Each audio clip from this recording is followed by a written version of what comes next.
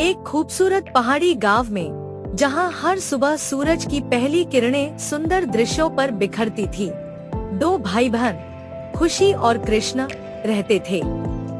उनका जीवन सरल और खुशहाल था, लेकिन एक दिन गांव में एक अनहोनी घट गई। गांव की मुख्य जलधारा, जिसे लोग जीवन की धारा मानते थे, सूख गई। इस जलधारा के बिना गांव की फसलें मुरझाने लगी और लोगों की खुशियां गायब हो गई। गांव के बुजुर्गों ने कहा कि जलधारा का सूखना कोई सामान्य घटना नहीं थी। उन्होंने सुना था कि जलधारा की गहराई में एक पुराना रहस्य छिपा है और केवल विशेष परिस्थिति में ही उसे बहाल किया जा सकता है। उन्हें विश्वास था कि किसी की सच्ची भावना और समर्पण से जलधारा की खोई हुई शक्ति वापस आ सकती है। खुशी और कृष्ण दोनों ही जलधारा की महत्ता को समझते थे। खुशी, जो 15 साल की थी, दिल से बहादुर और सपनों में खोई रहती थी। कृष्ण 12 साल का, चालाक और जिज्ञासु था। दोनों ने तय किया कि वे इस रहस्य को हल करेंगे और अपने गांव को फिर से खुशहाल बनाएंगे। वे तैयारी करने लगे और एक सुबह सूरज की पहली किरणों के साथ अपने साथ आवश्यक वस्तुएं लेकर निकल पड़े। रास्ता कठिन था, लेकिन उनके संकल्प मजबूत थे। जैसे जैसे वे गहरे जंगल में प्रवेश करते गए, उन्होंने सुनी हुई कहानियों को याद किया। जलधारा की गहराई में एक पुराना मंदिर था, जिसमें कोई जादुई शक्ति छिपी थी। जंगल की गहराई में उन्होंने एक पुराना और मुस्कुराता हुआ पक्षी देखा। पक्षी ने उन्हें बतलाया कि उन्हें मंदिर के गहरे गर्भ में प्रवेश करने से पहले 3 कठिनाइयों का सामना करना होगा।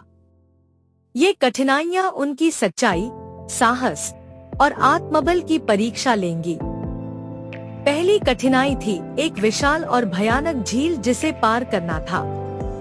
कृष्ण ने तैराकी की अपनी कला का उपयोग करते हुए और खुशी ने उसे मार्गदर्शन किया। दूसरी कठिनाई थी एक चतुर और चालाक राक्षस को हराना, जिसे उन्होंने अपने समझदारी और साहस से मात दी। तीसरी कठिनाई थी एक गहरा और अंधकारमय कक्ष, जिसमें केवल सच्चे दिल वाले ही सुरक्षित बाहर निकल सकते थे। खुशी और कृष्ण ने एक दूसरे की मदद की और एक दूसरे के साहस से इस कठिनाई को पार किया। अंततः वे मंदिर के गर्भ में पहुँचे, जहां एक प्राचीन जड़ी बूटी रखी हुई थी। यह जड़ी बूटी जलधारा को पुनः शक्ति देने में सक्षम थी। उन्होंने जड़ी बूटी को सावधानी पूर्वक निकाला और गांव की ओर लौटे। गांव में लौटकर उन्होंने जड़ी बूटी को जलधारा में डाला। जैसे ही जड़ी बूटी का रस पानी में मिल गया, जलधारा ने फिर से बहना शुरू कर दिया और गांव में हरियाली और खुशहाली लौट आई। गांव वाले खुशी और कृष्ण की बहादुरी और समर्पण की सराहना करने लगे। सालों बाद खुशी और कृष्ण की कहानी एक प्रेरणादायक किंवदंती बन गई।